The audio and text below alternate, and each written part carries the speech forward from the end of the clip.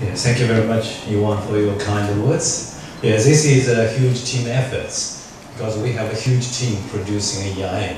In particular, our Asia Regional Integration Center, ERIC team, with about 20 local consultants, Filipino staff. And it's behind this publication. Yeah, this is the fourth issue of this publication. And before that, it was Asia Economic Monitor. You may have remembered. And that one actually, I think in 2007, just after I joined ADB actually, at that time, the head of ORI at that time, John Lee, came to AIM in a big hall. You do have a conference hall, and we participate in a seminar. I guess seminar was organized by IMF. I forgot, but that's the early period. That was AEM at that time. So this is not the AEIM. So my discussion, I have to be quick because we are quite behind the schedule. My part is just to try to elaborate a little bit about a short piece in AEIM. That's the macro interdependence between China, Korea, and Japan. And actually, Yuan has already touched upon that piece, and Chapat has already asked me some questions. Yuan said it's easy to reply. Actually, it's quite difficult. Yeah. Also, the results. When I got the results, I was also a little surprised by the impact of the shock to China's growth to Japan. Actually, Korea not surprising, but Japan is quite slow. I'm also struggling to understand why. But let's start from some charts, some tables you can see from the report. The first chart is about just the basic facts. Put them into perspective. And ASEAN, I just put numbers about ASEAN because ASEAN is not in the table. So ASEAN, combined ASEAN GDP is about 2.3 trillion. So it's bigger than Korea, smaller, less than half of Japan. And ASEAN has about 600 million, so roughly a little less than half of the Chinese population. So combined the GDP of +3, those China, Korea, and Japan is about 20% of world GDP and roughly the same proportion of world population. So the next. And trade, please move to the next slide. Yeah. So then, it's obvious they are trading powers and they are at the center. Both, all these three economies are at the center of the production network and the supply chains in East Asia and in Asia. So trade is really important for them, and interdependence of trade among them is also really high. But we do see some changing pattern. So this table starts from 1995. So in the past 20 years, the pattern has shifted. Initially, Japan was at the center. So basically, China and Korea relied on the Japanese markets for their exports. But now, gradually shifting, China is roughly at the center. And the exports share, the relative importance of Chinese markets are increasing for Japan and Korea, in particular for Korea. Korea relies on much on the Chinese market as well as the Japanese markets. So that's the exports. But if you look at the following table, the value added, which based on the new data set produced by OECD and WTO on value added terms, because exports are gross value. A lot of repeated, double counting, triple counting, even more so in terms of intermediate exports. But this is in value-added terms. But we still see a similar trend, a shifting pattern from Japan to China.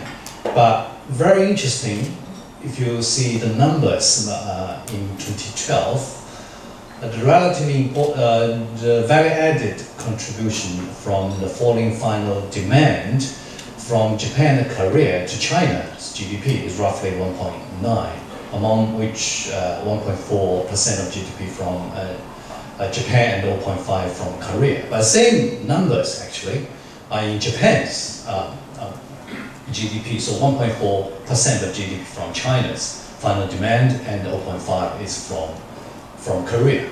So there's some shifting, but still you can see their interdependence actually are increasing over the years. Even relative the shares is declining in the case of China, but still in the case of Japan, the importance of China is increasing, and Korea is also increasing. And very interestingly, the share for Korea in Chinese GDP and the Japanese GDP was relatively steady, in particular in Chinese GDP. So this is trade. But if we move to investment, foreign direct investment, and those are the official numbers reported by individual countries, they also see a relative importance of Japan in China. The FDI flows is declining, and but Japan has maintained quite relative importance in Korea's FDI flows. But if we look at Japanese official data, that's the next table. The number of Japanese FDI going to China, double the number reported by China authorities. I think one reason is because possibly a lot of FDIs flow to Hong Kong first, then from Hong Kong to China, mainland China. So this is why from Japan still a significant flow of FDI to China, and that's about 13 billion in 2012. But Japan's official data also has a number for the stock, foreign direct investment, and that stock, so Japanese FDI stock in China has reached 92 billion. Oh, that's a very significant number, although still a small portion of Japan's total FDI to the rest of the world.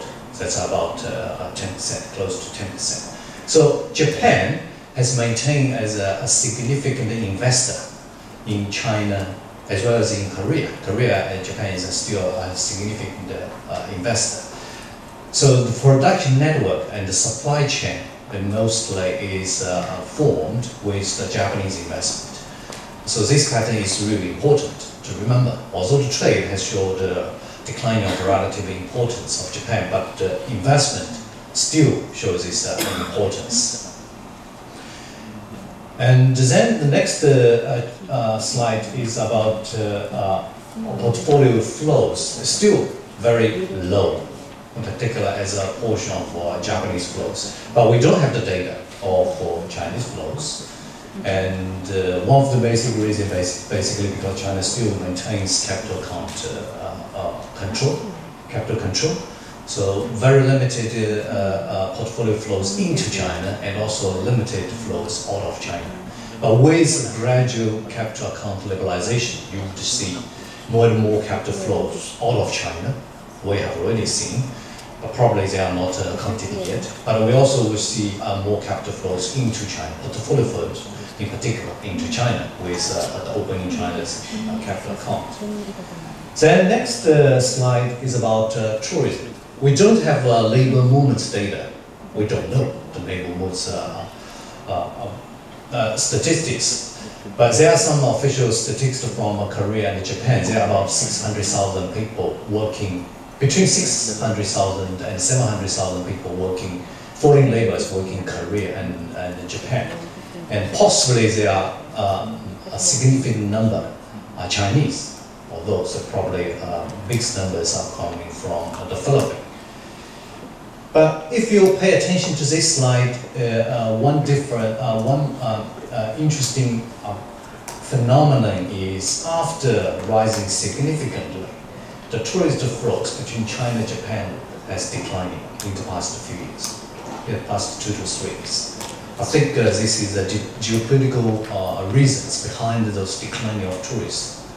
And this is a warning with less flows of people exchanges, then it may affect the trade and investment. At the moment, we haven't seen much impact from the trade and investment side. And then we go to the next slide, which Iwan has already talked about the correlation of GDP growth. This is just a correlation. Actually, we also did some wind cycle synchronization analysis based on the datings of wind cycles. Pretty similar results for this. But those are just the correlations. Increasing correlation of Japan's and Korea's growth with China's GDP growth. But Japan and Korea, Japan in particular, still has a very strong correlation with growth in the United States. Then that's the next slide about the vector autoregression analysis we did.